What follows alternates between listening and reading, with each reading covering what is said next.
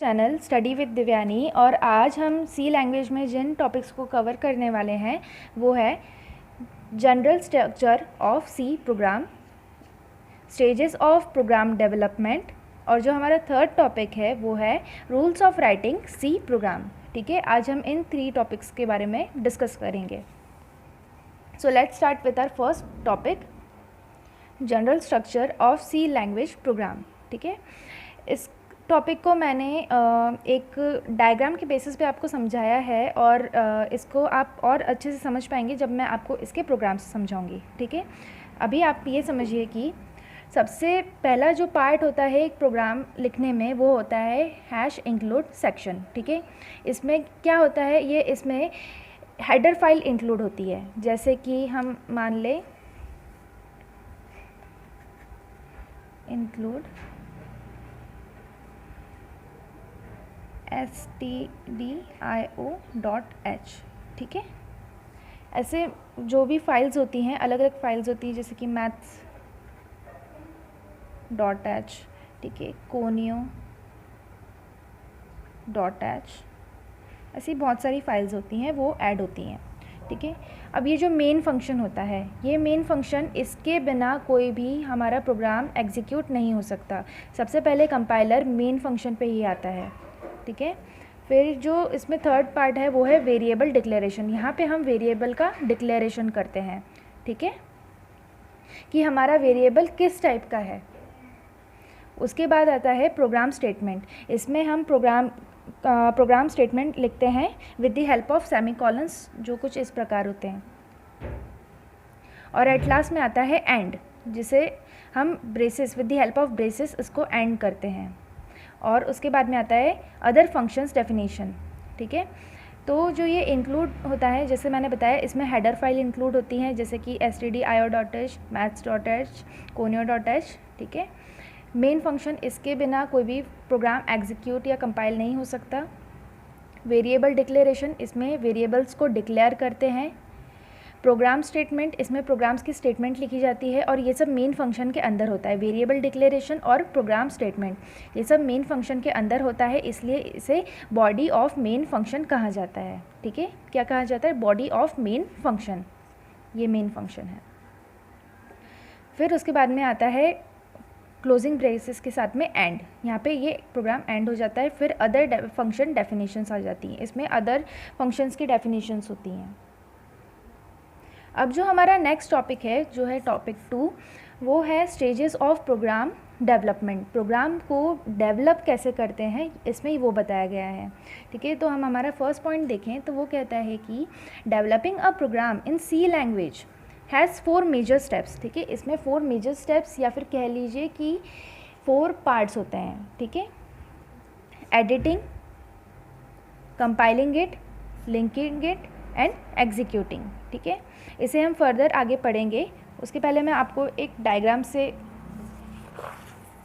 Clear करना चाहूँगी कि देखिए, the diagram below describes these stages by displaying a file generated in between. ठीक है, ये फाइल को जनरेट कैसे होती है बिटवीन में, वो बताता है। ठीक है, where these stages take them as input और produce them as output during development cycle. ठीक है, और इन स्टेजेस को वो एज एन इनपुट ले लेता है या फिर आउटपुट प्रोसीजर के लिए यूज़ करता है। कब करता है, जब हमें एक डेवलपमेंट साइकिल प्रोड्यूस करनी हो। ठीक है, अब हम डायग्राम की बात करेंगे। सबसे पहले आता है एंटरिंग और एडिटिंग प्रोग्राम्स। ठीक है, यहाँ पे हम एडिटिंग करते हैं, या फिर हम लिखें कि प्रोग्राम प्रोग्रामर्स के द्वारा लिखा जाता है। फिर उसका नेक्स्ट स्टेप है कंपाइलिंग। ठीक है, कंप्यूटर उसको कंपाइल करता है, कंपाइलर उसको कंपाइल करता है। फिर आता है लिंकिंग, फिर आता है एग्जीक्यूशन, और एट लास्ट होता है करेक्ट एंड डिजायर्ड आउटपुट, जो हमें हमारे कंप्यूटर से चाहिए। मान लीजिए हमें हमारे कंप्यूटर से 2 नंबर्स को प्लस कराना हो, तो प्लस करके अगर हमें 2 + 3 कराना हो तो वो हमें रिज़ल्ट देगा 5, तो वो हमारा करेक्ट एंड डिजायर्ड आउटपुट होगा। ठीक है, और इस पूरे प्रोसेस को कहा जाता है फेज ऑफ प्रोग्राम डेवलपमेंट। अब जो सेकेंड डायग्राम है इसी टॉपिक का, वो है file created during program execution. अब जो हमारा फर्स्ट प्रोसेस था जो था editing, compiling, linking and executing, उसमें जो वेरियस फाइल्स क्रिएट होती हैं उनके बारे में बताया गया है। सबसे पहले सोर्स फाइल क्रिएट होती है sample.c, जिसमें ये .c एक्सटेंशन होता है। फिर होती है sample.i, इसको इंटरमीडिएट फाइल भी कहा जाता है। फिर sample.obj ऑब्जेक्ट कोड, और एट लास्ट होती है sample.exe एग्जीक्यूटेबल फाइल। ठीक है, ये आप जब एडिटिंग, कंपाइलिंग, लिंकिंग ये सब समझेंगे आपको समझ में आ जाएगा। ठीक है, अब हम बात करते हैं सबसे पहले एडिटिंग के बारे में कि एडिटिंग होता क्या है हमारे जो डेवलपमेंट साइकिल होती है उसमें। हमारा जो फर्स्ट पॉइंट है वो कहता है कि you write a program, computer program that are understandable by human beings with symbols and words. हम ऐसे प्रोग्राम लिखते हैं जो ईजिली अंडरस्टूड हो, किसके द्वारा? अदर ह्यूमन बींग्स के द्वारा। ठीक है, फिर हमारा सेकंड पॉइंट है you write a program directly into a Windows screen and save the result text as a separate file. ठीक है, अब जो हम प्रोग्राम लिखते हैं जो सिम्बॉल्स और वर्ड्स के बेसिस पे लिखा जाता है उनको यूज़ करके, है ना, वो हम विंडोज़ स्क्रीन पे लिखते हैं और उसको जो रिजल्टेंट होता है, उसका जो रिजल्टेंट होता है, रिजल्टेंट टेक्स्ट, उसे हम separate file, as a separate file save करते हैं। ठीक है, उसका जो रिजल्टेंट होता है उसे हम सेपरेट फाइल में सेव करते हैं। While it can also be referred as source file, और जो ये सेपरेट फाइल होती है उसे हम सोर्स फाइल भी कहते हैं। Then the file of C program are stored in a file with extension .c।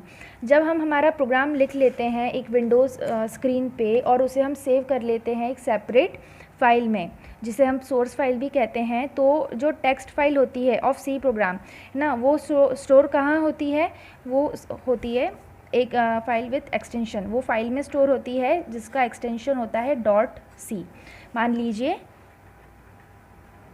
sample.c जो हमने यहाँ पे पढ़ा था, sample.c, ये रहा सोर्स फाइल।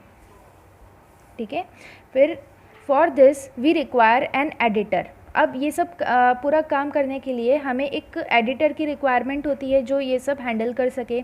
उसके लिए for this we require an editor which stores a code as a plain text without any additional format. Without any additional format वो उसे रीड कर सके, उस कोड को स्टोर कर सके, उसके लिए हमें एक एडिटर की ज़रूरत होती है।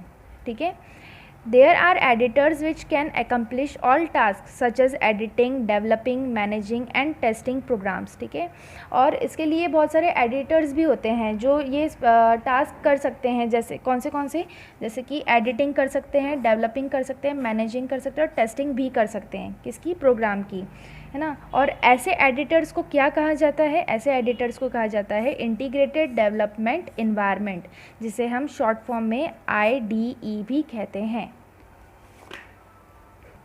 अब स्टूडेंट्स, जो एडिटिंग के बाद का जो प्रोसेस होती है या फिर जो मेजर पार्ट होता है वो होता है कंपाइलिंग। अब हम उसके बारे में पढ़ेंगे कि कंपाइलिंग होता क्या है। जो इसका फर्स्ट पॉइंट है वो ये कहता है कि you can not directly execute a source file. हम सोर्स फाइल को डायरेक्टली एग्जीक्यूट नहीं कर सकते हैं। To run an computer system, एक कंप्यूटर सिस्टम को रन करने के लिए the source file must be translated into binary number. ठीक है, understandable by the computer CPU।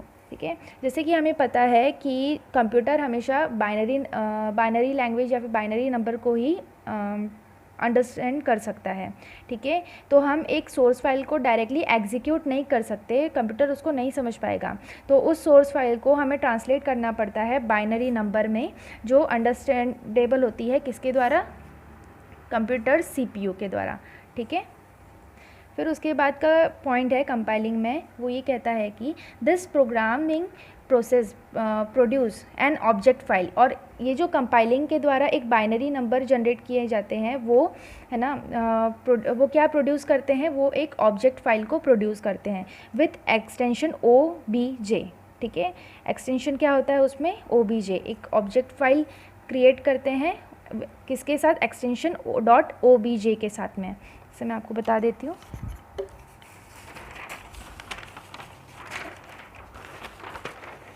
देखिए .obj, ठीक है।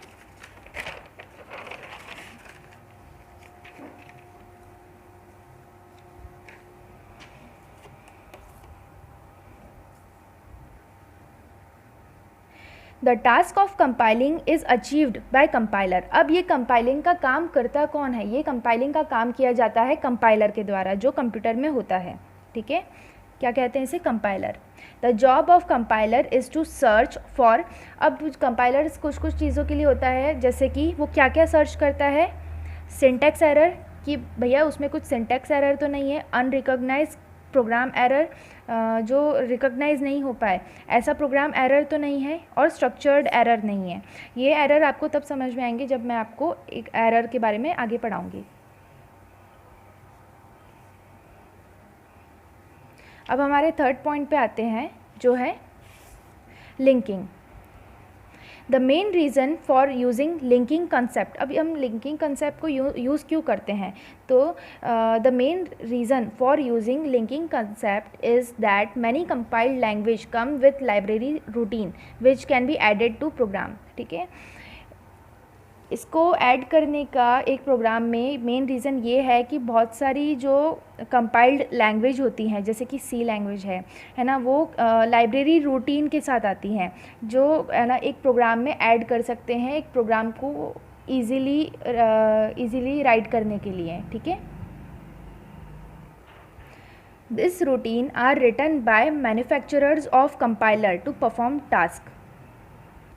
अब ये रूटीन किसके द्वारा लिखे जाते हैं, ये रूटीन लिखे जाते हैं मैन्युफैक्चरर्स के द्वारा, ठीक है, by manufacturers of compiler to perform task perform करने के लिए। In this case standard input and output functions are contained in stdio.h library, ठीक है। So even the most basic program will require library functions, thus linking plays an important role. ऐसे case में जो standard input and output functions होते हैं वो कहाँ होते हैं, stdio.h लाइब्रेरी में, ठीक है। So even the most basic programs will require library functions, और इसके लिए हमें प्रोग्राम बनाने के लिए हमें लाइब्रेरी फंक्शंस की ज़रूरत पड़ती ही है, इसलिए हमें लिंकिंग की ज़रूरत पड़ती है, और लिंकिंग एक इम्पॉर्टेंट रोल प्ले करता है, ठीक है। अब हम आएंगे जो डेवलपमेंट साइकिल होती है उसके फोर्थ स्टेज पे, जो होता है एग्जीक्यूटेबल फाइल, ठीक है। इसका जो फर्स्ट पॉइंट है वो ये कहता है कि the text editor produces .c source file, ठीक है। जो टेक्स्ट एडिटर होता है ना वो .c सोर्स फाइल को जनरेट करता है, ठीक है, प्रोड्यूस करता है या फिर जनरेट करता है, विच गो इन द कंपाइलर, ठीक है, जो कंपाइलर में जाता है, और प्रोड्यूसेस .obj, है ना, जो .obj ऑब्जेक्ट फाइल जनरेट करता है, फिर वो जाता है which goes to the linker, ठीक है, वो लिंकर के पास जाता है, फिर उसके बाद वो प्रोड्यूस करता है .exe फाइल, ठीक है। तो यहाँ पे कितनी फाइल प्रोड्यूस हुई, .c, फिर उसके बाद .obj और एट लास्ट .exe, ठीक है, इतनी फाइल्स जनरेट होती है। फिर this this stage uncovers various logical and data errors. ये जो एग्जीक्यूटेबल फाइल होती है ना, ये जो इसे अगर हम स्टेज समझें तो ये बहुत सारे लॉजिकल और डाटा एरर्स को अनकवर करती है, ठीक है। On the other hand, this stage exactly tell us about what a computer does in accordance of our program. हमारा कंप्यूटर हमें क्या रिज़ल्ट देता है इन अकॉर्डेंस, हमारे प्रोग्राम जो हम बनाते हैं उसके अकॉर्डिंग्स में हमें हमारा कंप्यूटर क्या देता है, ठीक है, एज अ रिजल्टेंट।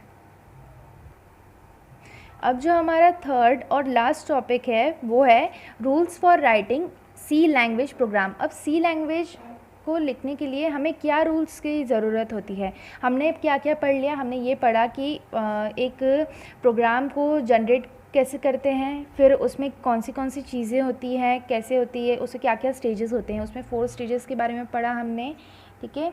फिर उसके बाद में हम अब पढ़ेंगे कि इसमें रूल्स क्या होते हैं प्रोग्राम्स को लिखने के लिए, तो वो लिस्टेड बिलो है, हम एक एक करके समझते हैं। एवरी सी प्रोग्राम में begin with function called main, ठीक है। एवरी जो प्रोग्राम होता है ना वो बिगिन करता है मेन फंक्शन से, ठीक है। फिर है all statements of C are written in main function, ठीक है। जो मेन फंक्शन होता है ना उसी में ऑल स्टेटमेंट्स को लिखा जाता है, ठीक है। फिर थर्ड पॉइंट है सी इज़ केस सेंसिटिव लैंग्वेज, ठीक है। जो सी होता है ना ये केस सेंसिटिव होता है बहुत ज़्यादा, मतलब कि हमें अपर केस और लोअर केस के लिए बहुत सेंसिटिव होना चाहिए। आप कहीं पे भी अगर आप लिख रहे हैं प्रिंट एफ, तो आप इसको प्रिंट एफ नहीं लिख सकते, ये रॉन्ग हो जाएगा, ठीक है। ये पूरा रॉन्ग हो जाएगा और ये राइट है। अब आता है next point, C statement must end with semicolon, ठीक है। ये जो होता है ये होता है semicolon, which works as a statement terminator, जो एक स्टेटमेंट टर्मिनेटर के जैसे वर्क करता है। और एट लास्ट हमारा पॉइंट है opening and closing braces show body of program. अब ये जो होते हैं ना ये दिखाते हैं कि बॉडी ऑफ प्रोग्राम कहाँ है, ठीक है, और कहाँ से कहाँ तक है। Thank you for watching my video. अगर आपको वीडियो से रिलेटेड कोई भी इशू हो तो वो आप मुझे नीचे कमेंट करके बता सकते हैं, ठीक है। Thank you.